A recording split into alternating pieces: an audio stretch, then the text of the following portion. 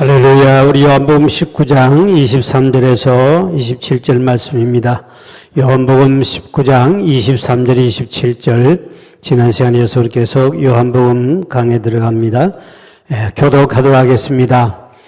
군인들이 예수를 십자가에 못 박고 그의 옷을 취하여 네 기세에 나눠 각각 한 규씩 얻고 속옷도 취하니 이 속옷은 호지 아니하고 위에서부터 통으로 짠 것이라.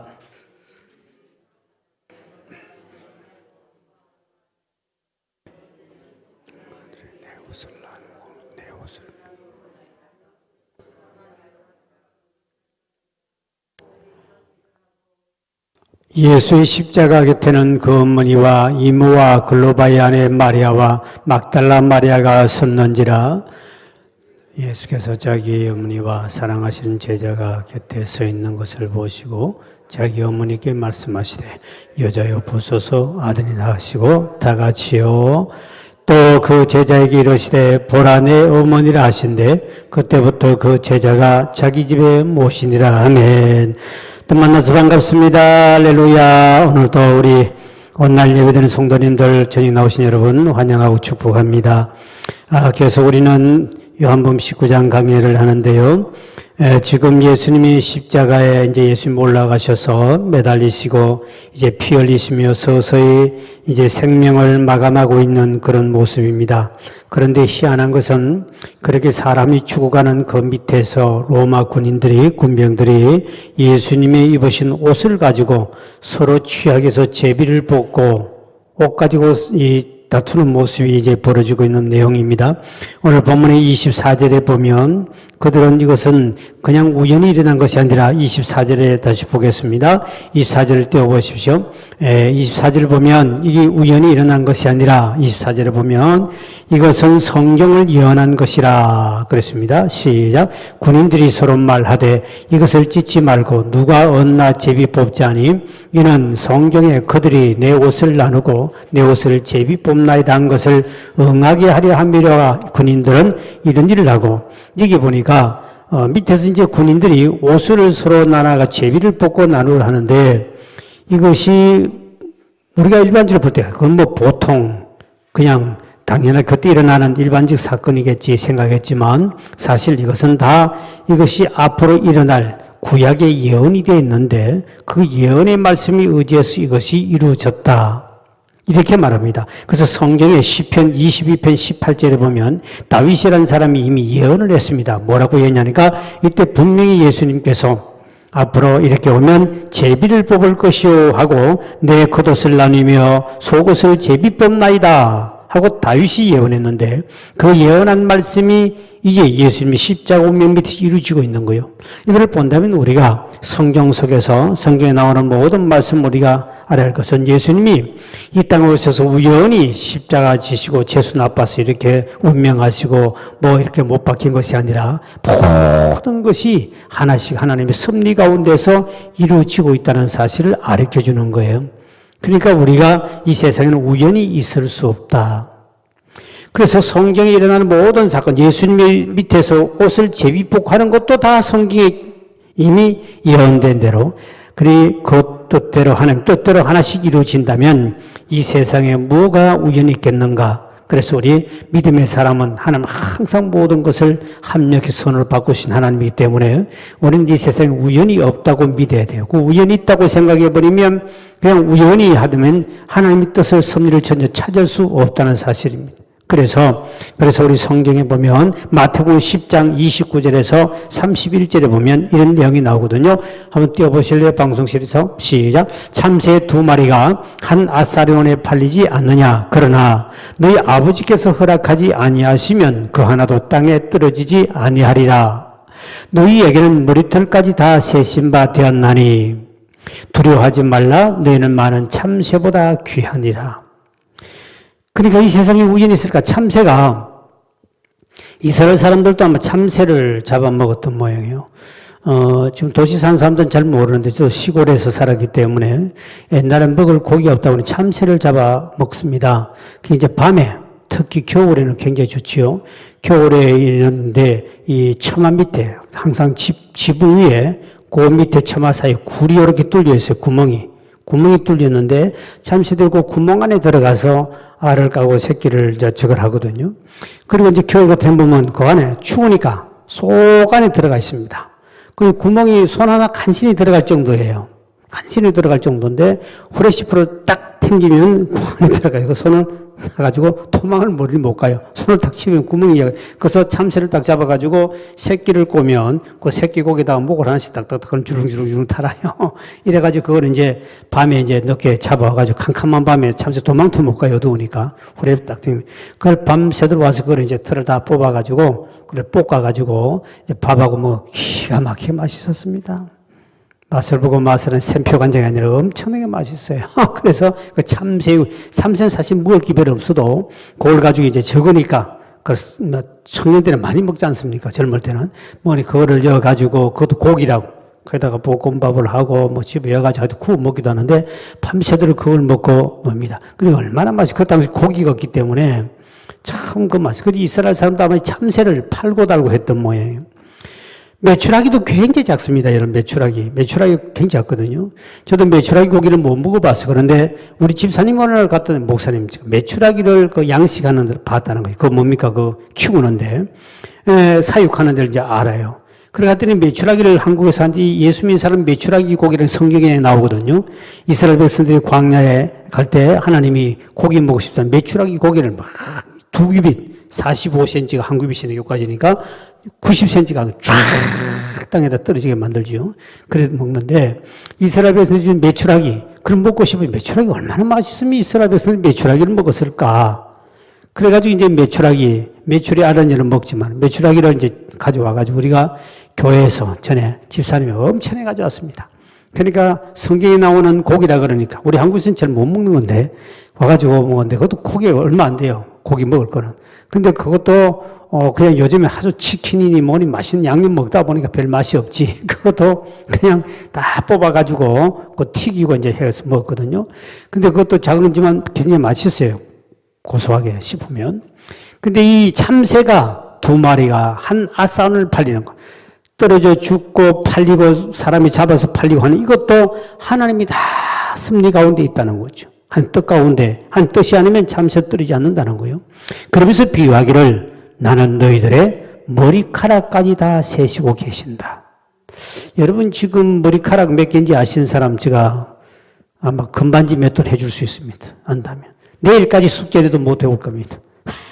현미경을 가지고 갖다 놔놓고 계산하다가 헷갈리고 머리 적은 사람이야. 10분이면 다 끝나버리지만 저같이 많은 저는 수치 너무 많아서 맨날 쳐내는데 미용실에 가면 잘라내기도 바쁜데 수치 너무 많아요. 저는 머리 수치. 어떻게 된 판지 머리 쪽으로 하면 머리만 소나무만 자꾸 자라요. 근데 이제 이 머리카락도 다 주님이 세시는데 그래서 여러분들이 머리카락만이 빠지는 가지고 막 스트레스 받지 말고 그것 때문에 부모 원망하지 말고 누구도 원망 어느 인간 때문에 내가 스트레스 받아 머리 빠지는데 그러면 인간만 해서 내가 머리 안 빠지겠는데 이 머리 빠지면 스트레스 많이 받는다고 그래요. 하지 말고 주님이 빠질 때 대해서 하나님 빼가기 때문에 그냥 가만히 계세요. 하나님 가지고 가셨군요. 할렐루야 하고 씻으면 되는 거지. 그걸 가지고 하나님 어찌해서 나는 머리카락이 젊은데 이렇게 빠집니까? 이렇게 원망하지 마요. 다 머리카락 빠지는 것도 주님이 매일매일 세고 계신데 매일매일 주님이 너희 머리카락까지 세심하신 하나님인데 이만큼 세밀하시고 우연이 없다는 거죠. 머리카락 하나 빠지는 것도 우연이 아니고 하나님의 섭리 속에 다 이루어진다. 그러니까 이런 머리카락이고 우리도 이 하나님께서 어떤 사람 많이 뽑아가고 어떤 사람 적게 뽑아가고 그것도 하는 뜻이에요. 왜? 머리카락 적은 사람이 있어야 머리카락 많은 사람이 감사 많이 나올 거고요. 또 머리카락이 조금이라도 있으면 또 감사가 나오고요. 다 하나님께서 또 머리카락이 없어야 또 관상이 멋있는 사람이 있어요. 옛날에 우리 대통령 같은 사람, 전무선 대통령 같은 사람은 머리카락이 없으니까 힘이 있어보고 또 대단했습니다. 그래서 옛날에는 그분이 대통령 되고 난 다음에 제가 아는 분이 계세요. 그 전시예요. 같은 전시인데 서울에서 한남동에서 굉장히 부자예요. 굉장히 부자고 아주 큰 빌딩을 가진 사람인데 차를 타고 가다가 이 로타리를 돌다가 큰 차하고 부딪혔습니다. 부딪혔는데 큰 차하고 부딪혔는데 분명히 이분이 잘못했어요. 근데 경찰이 와서 신분증 내놓으라고 탁 하니까 이분이 그때 전시 대통령 시절에 머리가 이분도 전시인데요. 전시처럼. 전시가 다 그런 건 아닐 건데 머리가 거의 다 비슷하게 이렇게 다 빠졌어요. 빠지니까 경찰이 탁 청리하면서 못 알아봐서 죄송합니다. 편히 가십시오. 이러고 지가 다 처리해 주더래요.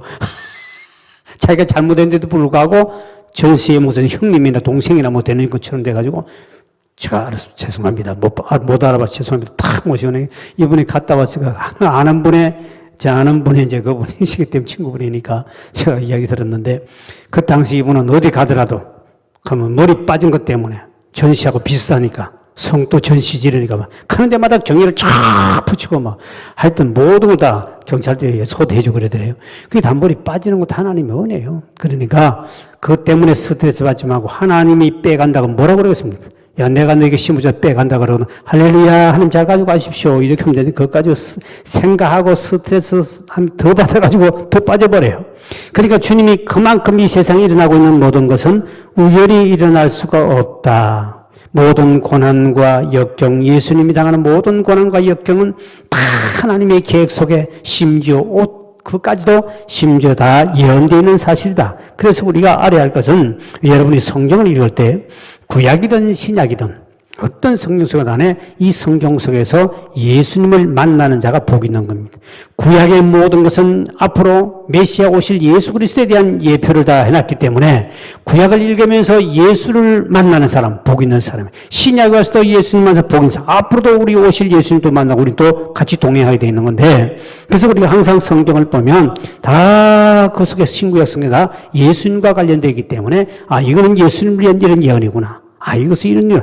그렇게 예수님을 성경 속에 만나는 역사가 있기를 주의 이름으로 축원드립니다. 그래서 하나님께서 우리에게 성경을 주신 목적은 이스라엘의 역사를 이야기하고 무슨 우리에게 윤리 도덕을 가르치기 위해서 한 것이 아니라 성경 속에서 주님을 만나고 그분이 나를 구원하신 분이고 그분이 앞으로 오실 분이고 그분이 앞으로 우리를 데리고 가실 분이고 그분을 통해 우리가 죄산받았다. 모든 곳에서 예수님과 관계되어 있기 때문에 그래서 우리가 성경을 통해서 주님을 만나는 것이 얼마나 큰 은혜인지 몰라요. 그래서 오늘 십자가 밑에 부르는 로마 군인들의 모습 보면 그 밑에 이제 두 강도가 양쪽에 피를 흘리고 있고 예수님 중앙에 이제 피를 흘리고 있는데 이런데 그 밑에서 사람이 세 분이 죽어가는 그 밑에서 사람이 죽음 앞에 좀 엄숙하고 숙연해져야 되는데 그들은 지금 현재 밑에서 4명의 군인들이 옷을 나눠 가지고 있는 모습이 나타나 서로 그걸 가지려고 제비를 뽑게 합니다.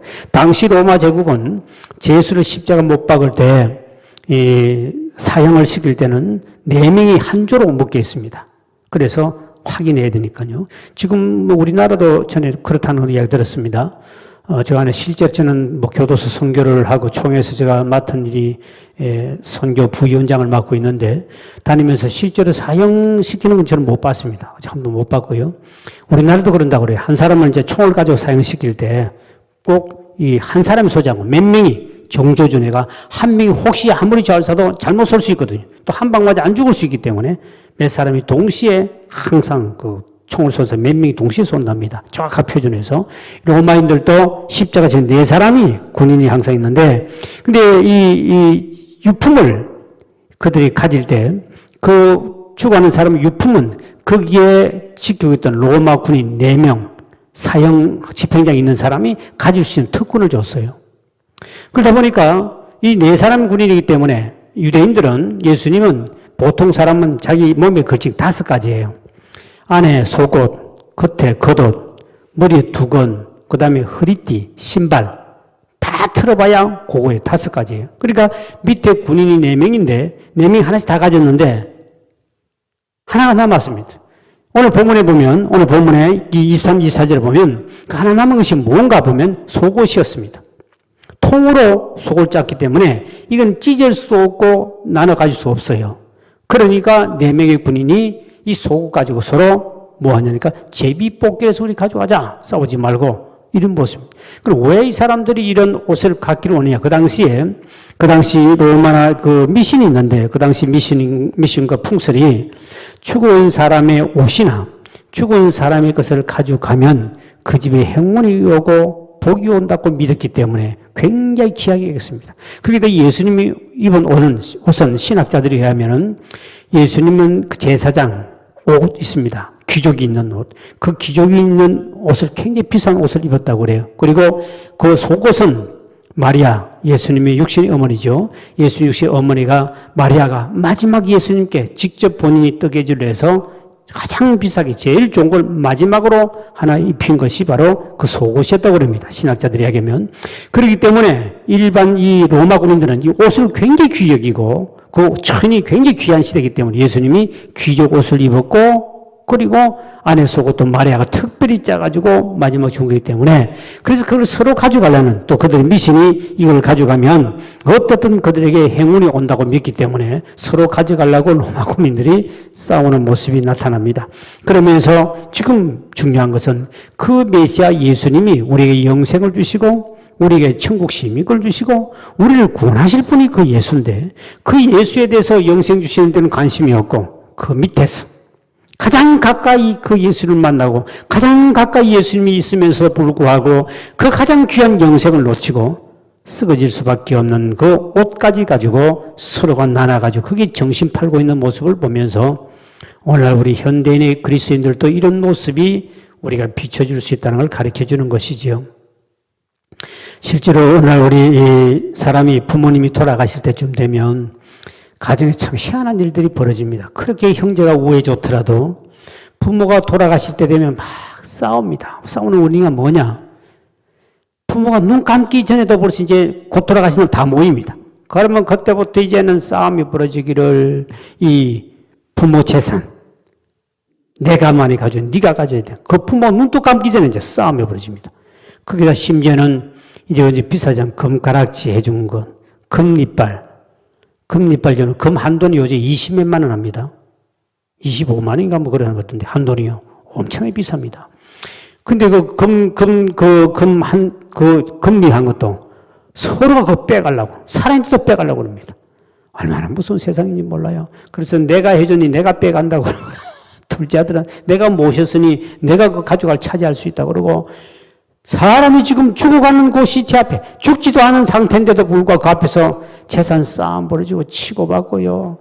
아주 무서운 세상. 제가 아는 우리 동네 마을만 하더라도 저희 내 친구인데 그 형님들이 둘이가 있어요. 누나가 있고 다 있는데 근데 친구가 어머님을 끝까지 모셨어요. 시골에. 모신 뒤에 어머니가 이제 딱 돌아가실 때쯤 되니까 이게 돌아가시기 전에 뭐를 이렇게 도장도 받아야 되고 하면 좋은데 해야 되기 때문에 싸움이 이제 대판 붙었습니다. 근데 이제 내 친구는 막내가 아니고 고고 중간이에요. 자기 밑에 동생도 있으니까. 근데 친구가 이제 그 어머님을 끝까지 모셨는데 문제는 그 땅이 그 집이 한 몇백 평 돼요. 밭이 그 안에 있고 집도 같이 이렇게 집 안에 밭도 있고 마당도 길고 있기 때문에 이 시골에 땅값이 갑자기 올랐잖아요. 옛날에 큰 돈값 왔는데 그 돈이 굉장히 비싸게 올라가다 보니까 이제 형님들이나 누나들이 와가지고 나눠야 된다.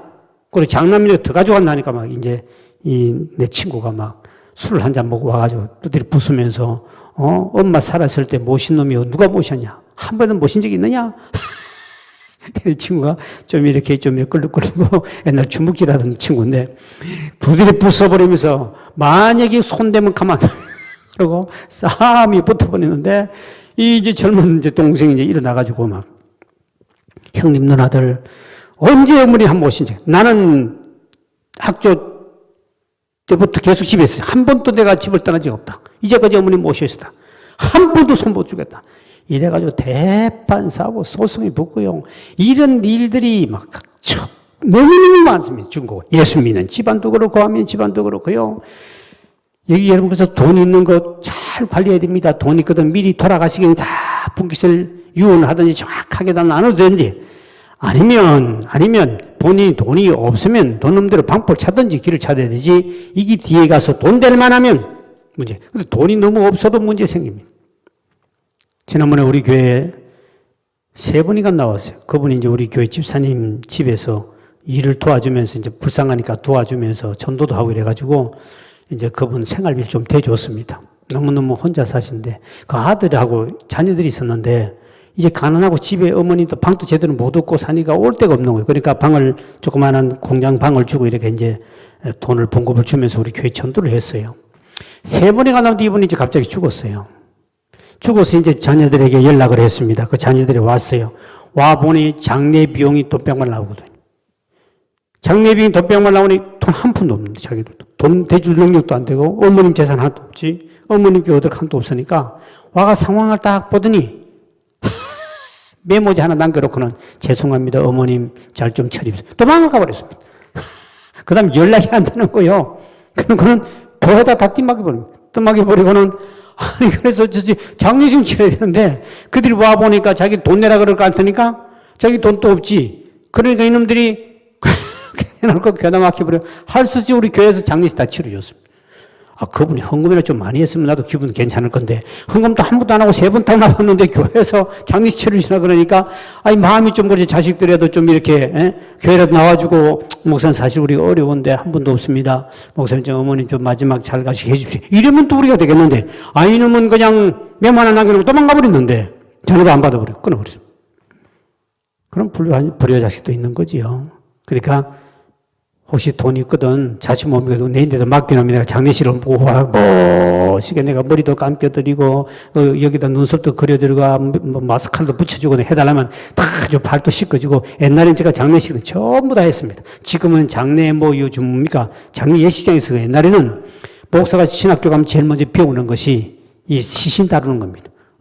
얼마나 무슨 줄 압니까? 처음에는 막. 바로 딱 돌아가시자마자 빨리 이걸 묶어야 되는 거예요. 왜 아무리 벌누비기인지 뒤에 관이 안 들어가요. 다 뻗어 이렇게 따르면 굳어져 버리니까. 빨리 손을 먹고 다리를 묶어버리고 입이고 뭐고 탁탁 솜입어가지고 꽉꽉 말 못하게끔 탁탁 해가지고 하는데 반드시 마지막에는 씻겨야 됩니다. 얼굴에 뭐 교통사고를 났다면 알코올과 처음 다 닦아주고요. 미국 사람도 그렇습니다. 미국 사람도 마지막에 얼굴을 최고 예쁘게 다 합니다. 화장품을 발라주고 평소에 빨간 누즈도 발라주고 예쁘게 이렇게 합니다. 미국 사람은 훨씬 더 한국 사람은 그래도 머리 다 감기거든요. 마지막 머리 감기고요. 그 소독을 다 하고 기름을 발라주고요. 깨끗하게 놓으면 그 유가족들이 보고 너무너무 감탄하죠. 목사가 다 씻어가지고 얼굴 해가지고 곱게 화장품도 탁탁 저 어느 정도 기본 화장법은 배웠습니다. 탁탁탁탁 해가지고 할머니도 좀 뭐 버짐 있는 건 조금씩 메꿔가면서 분을 발라가 보약간 꼭 살아있는 분 같아. 그러면 유가족들이 와가지고 막 목사님 감사합니다. 이렇게 어머니 마지막에 이쁘게 그들은 죽고 난 다음에 손도 못대 무서워가지고. 근데 목사는 시신은 다 혹시 오늘 이 인터넷 통해 방송 듣는 분들 혹시 있거든 근데 미리 맡겨놓으면 내가 뒤에 나보다 먼저 돌아가시면 제가 가서 해달라면 반드시 머리를 샴푸로, 고급 샴푸로 다 감아주고 향수까지 뿌려줄 테니까. 자식 못 믿거든 교회에다가 내놓으면 돼요. 그리고 우리 교회도 지금 이제 다 그것도 이어놨습니다만, 경조 못 믿고 다 이어놨는데, 어떻든 마지막 걸 장식을 잘 해줘야 돼요. 이러면 굉장히 좋아합니다. 그러니까 우리가 사람이 마지막에도 죽을 때 이렇게 사람이 부모가 죽음 앞에도 서로 돈 때문에 오늘 예수님이 영생을 주신 그분이 바로 앞에 계시고 영생 주신 분이 그분이 있는데 그거를 놓치고 쓰러지고 없어질 것을 가지고 하는 것이 오늘날 교회도 예수님 바로 우리 옆에 계시고 교회 안에 계시고 우리 안에 계신다는 그 예수님을 믿는다 그러면서도 오늘 강도가 바로 옆에 예수 계신데도 영생을 놓치고 귀향을 놓쳐버리고 손에 잡히는 건 뭘 찾고자 하는 이 어리석은 사람들이 교회도 많이 있다는 사실이죠. 그래서 우리가 예수 믿으면서도 자꾸 손에 무슨 잡히는 것만 좋아하고 영생 주시고 영원히 사는 주님과는 관련 없이 믿는다는 것만 뿐이지 교회만 나올 뿐이지 바로 옆에 예수님 두고도 그 은혜를 받지 못하고 기약을 놓치고 그것만 쫓아가는 사람들 손에 있는 부귀보다 주를 더 사랑하는가 날마다 우리 자신을 점검해야 됩니다. 교회 나오고 신앙생활 한다 그러지만 예수님께 관심도 안 가지고 영생하고 축복과 그는 전혀 관심 없이 세상 것만 취하고자 하는 그 어리석은 사람 오늘 군병들이 오늘 본문에 보면 24절에 보면 군병들이 이런 일을 하였다. 복수로 되어 있는데 이런 일들을 하였다. 결론은 군병들이 이런 일들을 하였다. 다시 말하면 칭찬하는 말이 아니라 어리석고 한심하다. 그 영생 얻으시고 가장 귀하신 분이 바로 옆에 계시는데 그거를 놔두고 그 앞에서 이렇게 어리석은 짓을 하고 있는 모습 오늘 예수 믿는 사람들도 참 예수를 놓쳐버리고 그 썩어질 것까지 그것만 추구하며 쫓아가는 사람과 똑같은 것이죠. 우리가 성경에 보면 그 누가복음 8장에 보면 로마 군병들과 정반대되는 하나의 모습이 나옵니다. 로마 군병들은 예수를 옆에 두고도 영생도 얻을 수 있는 길도 있고 다 있는데도 그걸 놓쳐버리고 썩어 없어지고 예수의 옷만 가지고 썰어 싸우고 하는데, 여기 나오는 12 혈류증 여인은, 그 당시 혈류증 여인은 이 병은 지혈이 되지 않는 겁니다. 지혈이 되지 않는, 이게 참 무서운 병입니다. 우리 집사님도 그 병에 걸려서 참 우리 지금 열심히 나오고 있습니다만, 이 지혈이 되지 않는 것은 피가 한번 탁 터지면 계속 피가 흘러버립니다. 흘러가고 저거 되면 이제 죽는 거지요. 지혈된 유출병이라고 그러는데, 근데 이 혈류증 여인이 이제 고통을 당했을 때, 이 여인은 부정한 여인이거든요. 그 당시에는 냄새가 나고 그러니까 만약 사람 앞에 보이면 돌을 들어 죽일 수 있어요. 그래서 항상 집에서 갇혀 살아요. 그리고 예수님 지나가는 소리를 듣고 내가 이번 기회에 나음을 받아야 되겠다. 앞으로 가면 돌에 맞아 죽을 수 있으니까 뒤로 가서 예수님의 옷만 잡아도 내 병이 낫지 않겠느냐. 본인은 집에 있으면서도 소문 듣고 믿음이 확고하게 섰습니다. 그래서 마침 나가는 수많은 사람들이 밀려가니까 앞으로 보고 뒤로 숨어 비지고 들어서 예수님 바로 뒤에까지 가서 가는 길에 예수의 옷을 손을 살짝 잡습니다. 그때 예수님 딱 알아채고는 누가 내 옷에 손대느냐? 근데 베드로가 했다. 주여, 수만 명이 지금 밀려간대요. 어떤 인간이 당신 옷을 잡을 사람? 말도 안 되는 소리 하고 있습니다. 그랬더니 예수님이 아니야, 내게서 능력이 나갔다. 그때 이 여인이 알고 무릎 꿇고 주님 앞에 잘못했다고 회개하죠. 그때 주님이 그 여인에게 축복하지 않습니까? 근데 중요한 것은 이 여인은 예수님의 옷을 붙잡고 매달린 것도 아니고 그걸 가져가려고 움켜잡고 사정한 것도 아니고 예수님의 옷자락에 믿음으로 손만 대었는데도 그분은 자기 12의 혈류병 여인이 고침받은 줄 믿으시기 바랍니다. 그런데 로마 군인들은 예수의 옷을 서로 움켜잡고 있으면서도 영생도 못 얻고 구원도 못 받고 아무것도 역사가 나타나지 않은 것은 혈병 여인은 예수님의 옷에 믿음으로 손을 댔지만 이들은 믿음 없이 세상 물질에만 관심 가졌던 그들은 구원을 못 받고 영생을 놓쳤다는 사실이죠. 오늘 교회 나오더라도 주님이 옆에 계시고 교회에 계시고 우리 안에 계신다 할지라도 믿음으로 주님과 관계하는 자는 반드시 오늘 또 기적이 나타나고 구원을 받고 은혜를 받지만 아무리 옆에 예수님이 계시고 예수님 옷을 붙잡고 예수 옷을 집에 가지고 있다 할지라도 믿음의 역사가 아니고는 결국은 아무런 역사도 없고 이 인생은 피폐하게 끝난다는 사실을 가르쳐주는 거죠. 그래서 오늘 이 로마군은 참 어리석은 사람인데 믿음으로만 조금만 나아갔더라면 큰 복을 받을 수 있는데 이 모습을 보면서 우리도 신앙생활할 때 혹시 우리도 세상의 물질과 쾌락과 이런 세상의 돈 참 무섭습니다. 돈이 종이 아닙니까? 종에다 그림 그려놓은 건데 그게 그렇게 좋은지 사람들은 그걸 찾기 위해서 정말 밤낮 없이 희생하며 돈의 노예가 되어 산 사람이 얼마나 많습니까? 참 죽으면 가져가지 못하는 것. 우린 죽음에 가져갈 수 있는 영생과 진리를 붙잡길 주의 이름으로 축원드립니다. 죽으면 가져갈 수 있는 진리밖에 없어요. 그런데 영생밖에 없는데 그런데 그 썩어질 돈, 썩어질 옷 이것에만 관심은 그거를 찾기 위해서 그걸 얻기 위해서 인생 산다면 오늘 밑에 있는 로마 병정처럼 참 예수님보다 얼마나 불쌍하겠느냐 얼마나 불쌍하겠냐 이걸 우리가 볼 수 있는데 참 불쌍한 인간. 그래서 우리는 이 신앙생활할 때 참 중요한 것은 예수님만 아무리 가까이 있다 할지라도 우리는 이 세상 사람들처럼 로마처럼 세상 손에 쥐고 싶은 것 이걸 착취해야 하는 것이 아니라 우리는 영생만 가진 것만 해도 감사하고 여러분이 물질에 주는 것은 주를 위해 쓰는 자가 되면 더 큰 복 받을 줄 믿으시길 바랍니다. 우리는 세상 사람들처럼 그렇게 살아서는 안 된다는 것을 오늘 본문에 가르쳐주는 말씀입니다. 그 다음에 이제 우리 본문에 보면 이제 예수님에 대한 이야기가 나오는데요. 본문에 봅니다. 오늘 마지막 절, 우리 26, 27절 봅시다. 두 구절 한번 띄워주시기 바랍니다. 시작. 예수께서 자기 어머니와 사랑하시는 제자가 곁에 서 있는 것을 보시고 자기 어머니께 말씀하시되 여자여 보소서 아들이다 하시고 또 그 제자에게 이르시되 보라 내 어머니라 하신데 그때부터 그 제자가 자기 집에 모시니라. 이제 여기서 안 믿는 그 안티 기독교인들이 참 많이 공격하는 건데요. 여자여 보소서 아들이니이다. 26절에 이 말씀 보면 어떻게 자기 어머니를 여자여 그런 말을 할 수 있느냐. 실제로 그 유대인들은 여자여라는 말이 존칭어입니다. 우리나라 사람은 여자란 말을 할 때 그렇게 상스러운 말도 아니고 남자 여자 할 때는 꼭 쓰잖아요. 단지 크게 존칭어가 아니고 보통 말인데, 근데 유대인들은 여자여 하는 말이 이 존칭어로 그 당시 가장 존경하는 경칭이 바로 그 영어로는 존칭이 나오는데요. 우리나라 말로 할 때 여자요 이렇게 했는데 그 나라 말은 존칭어다. 그래서 다른 성경에 보면 존칭어로 이렇게 나옵니다. 중요한 것은 안티들은 이걸 가지고 예수님이 효도하지 않는 사람이다. 아주 불협한 사람이다. 실제로 우리 성경에 보면 예수님이 효도하고 한 그 모습이 잘 안 나와요. 실제로 성경에 보면요. 왜냐하면 예수님께서 이제 예루살렘에 갔을 때, 성전에 있을 때 그 예수의 어머니가 이제 가족들이 예수를 잃어버리고 찾으러 갔을 때 예루살렘 성전이 있지 않습니까? 근데 찾았을 때 내가 아버지 집에 있는 것을 알지 못하였나이까 하는 보면 어떻게 보면 효자 모습은 아니죠. 부모님이 대항하는 것 같고. 그 다음에 또 자기 부모들이 예수를 만나러 갔을 때 내 부모가 누구, 내 형제가 누구냐? 내 있는 자가 내 형제이다. 부모가 찾아오는데도 불구하고 무시하는 모습 나타나는데 그런 걸 우리가 그 퀴즈만 뽑아보면 예수님 실제로 효도한 모습은 안 나옵니다만 한 가지 조금 효도하는 비슷한 모습이 나오는 것은 이제 가나 혼인잔치집입니다. 가나 혼인잔치집에 이제 어머니 마리아가 포도주가 떨어졌다 하고 이제 아들 예수께 이야기를 하죠. 그때 내 때가 아닙니다. 그러니까 이제 마리아가 예수님 뭘 하든 간에 너희들은 순종을 해라.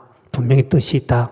이제 결국 순종해서 그때 일어난 기적이 물이 변해 포도주로 만들어가지고 마리아의 한 말을 그대로 해결해 주면서 아주 진짜 부모를 기쁘게 해주는 그 모습이 장면 나오죠. 그때는 조금 우리가 볼 때는, 우리 생각을 볼 때는 효도했다. 그것도 예수님 어머니 말을 듣고 물을 변하여 포도주로 기적을 일으켜가지고 이렇게 한 것은 정말 참 부모를 기뻐하기 좋은 일이 하지만 일반적으로 없어요. 그러나 우리 예수님은 뒤에 이제 요한에게 오늘 부탁하는 모습이죠. 사도 요한에게 내 어머니다 하고 자기 육신의 어머니 마리아를 자기 십자가 돌아가시니까 이 요한에게 부탁하는 모습입니다. 근데 실제로 이제 사도 요한은 이 예수의 어머니를 평생 모십니다. 예수님이 십자가에서 이제 운명하면서 부탁한 거기 때문에. 그래서 성지순례 가면 예수님 어머니를 모셨던 사도 요한의 집이야. 그 터가 그대로 있습니다. 그 무덤도 아직 사도 요한의 무덤도 있고요. 아주 큰 바위로가 되어 있는데 그 가보면 그 어떻게 사도 요한이 오랫동안 장수를 해요. 마리아도 굉장히 오래 삽니다. 오래 사는데요. 오래 사는데 어떻게 자기 친부모도 같이 오래 살기가 어렵습니다. 지금 여러분 딸이고 뭐 아들이 할지라도 부모하고 살아도 싸움이 막 일어나요. 뭐 별것 아니까 싸우기도 하고 또 이별했다가 또 붙었다가 또 싸우고 뭐 이게 얼마나 일합니까? 그런데 어떻게 자기 친부모도 아닌 그 마리아를 끝까지 돌아가실 때까지 장수할 때까지 그렇게 모시고 살았을까? 많은 신학자는 그런 말을 하죠. 그냥 일반적인 사람은 할 수 없다. 그런데 자기 스승 예수, 자기 스승인 예수를 너무너무 사랑하고 했기 때문에 그래서 예수 육신의 어머니 마리아를 자기 스승을 너무 사랑했기 때문에 그렇게 할 수 있었다. 그 말은 우리 일리가 있는 말이죠. 예수님을 너무 사랑했기 때문에 예수의 어머니를 또 부탁을 받았기 때문에 정말 극진히 마리아를 섬겼다고 그래요. 그 집터가 아주 굉장히 큰 집을 살았어요. 그러면서 이제 사람들이 이야기하기를 성경에 보면 내 부모를 공경하면 이 땅에서 잘 되고 장수하는 복을 주게 두 가지거든요. 이 땅에도 잘 되고 하나님 잘 되고 장수하는 복을 주는데 실제로 사도 요한이 엄청난 복을 받습니다. 그 역사학자들이 이야기 보면 거기 집터도 아주 큰 집에 좋은 집에 오래 살았는데 마지막까지 예수의 어머니를 잘 모시고 효도했더니 하나님 사도 요한이 제일 장수합니다. 뭐 어떤 사람 98세 이상 살았다, 100세 이상 살았다 말도 있는데 거의 그 당시에라는 것은 환상적이죠. 지금 우리 시대도 지금 이제 그런데 제가 어릴 때만 해도 뭐 한갑 지난 사람들이 있으면 뭐 동네에서 큰 할아버지 중에 할아버지였거든요. 그런데 요즘엔 뭐 다 한갑 친갑 지나도 또 칠순이 지나도 아주 뭐 싱싱하고 건강하시는 그렇지만 그 당시에 90몇 살은 환상적입니다.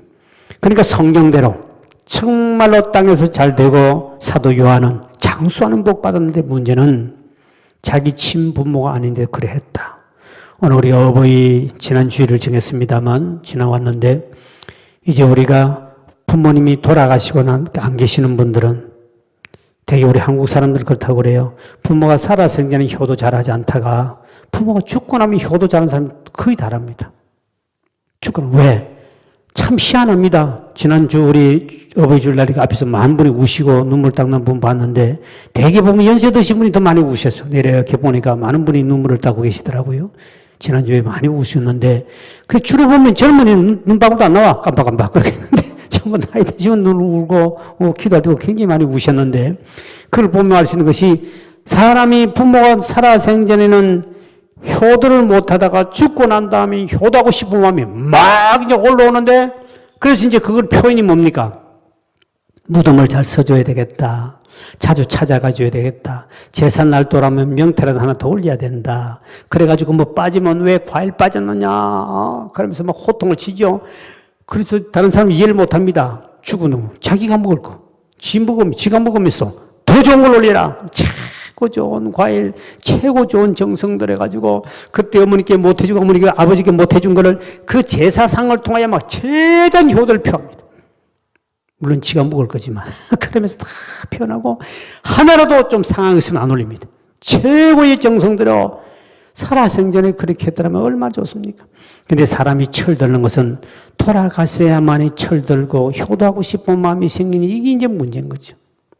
기독교는 살아생전 부모에게 잘하겠지 죽고 난 다음에 하란 말이 없어. 그래도 기독교는 그래도 낫는데 근데 늦게 예수 믿은 사람은 모르고 했기 때문에 그래서 세상 사람은 사람이 부모가 돌아가시고 난 다음에야 눈물도 나고 못해준 것 부모만 생각하면 눈물 나오고 그렇습니다. 살아생전에는 아무것도 아닌데 살아생전 해주는 건 마음도 없는데 그런데 그렇게 죽고 난 다음에 효도심이 생기기 때문에 그래서 이렇게 이 제사상을 드리고 하는 우리 한국 사람들 보십시오. 그래서 중요한 것은 이제 우리가 부모가 돌아가시 안 계시면 그건 명태 한 마리 더 제사상 올릴 필요도 없고요. 무덤에 가서 뭐 풀 몇 개 뽑아준다 효도하는 것도 아니고 그 가서 또 술까지 붓는 사람도 있는데 술을 본다 해도 먹는 것도 아니기 때문에 그건 다 헛된 짓입니다. 단 하나 그때 못한 기회를 그리스도인들은 해야 할 일은 뭡니까? 사도 요한처럼 나의 어머니 아닌 다른 분의 부모님을 잘 섬겨주면 그것이 이 땅에도 잘 되고 복받을 줄 믿으시길 바랍니다. 반드시 복 준단 말이죠. 사도 요한이 복받았기 때문에.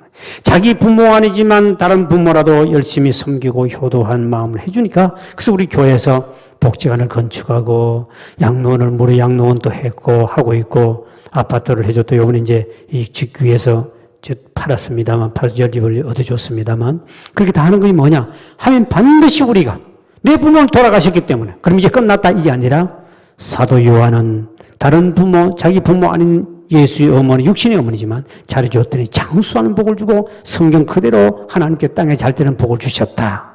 그렇다면 우리가 기독교인이 그는 앞장서야 되는 것이죠. 그래서 기독교에 보면 노숙하는 사람들, 그 집도 없는 사람들 밥 만들어주는데도 곳곳이 많죠. 기독교인 단체입니다. 그리고 또 무료 양로원, 싸게 하는 뭐 요양원, 기독교에서 막 하는 것은 이건 왜? 반드시 교회하면 교회가 복을 받고 개인이 하면 개인이 복받게 되어 있습니다. 내 부모, 다른 부모에게도 이렇게 잘. 그래서 우리 교회도 이렇게 양로원을 이제 지어야 되는데, 짓고 다 하려고 그러는데, 좀 더 크게 하려고 그러는데 지금 이번에 코로나도 있고 다 경제도 어려워서.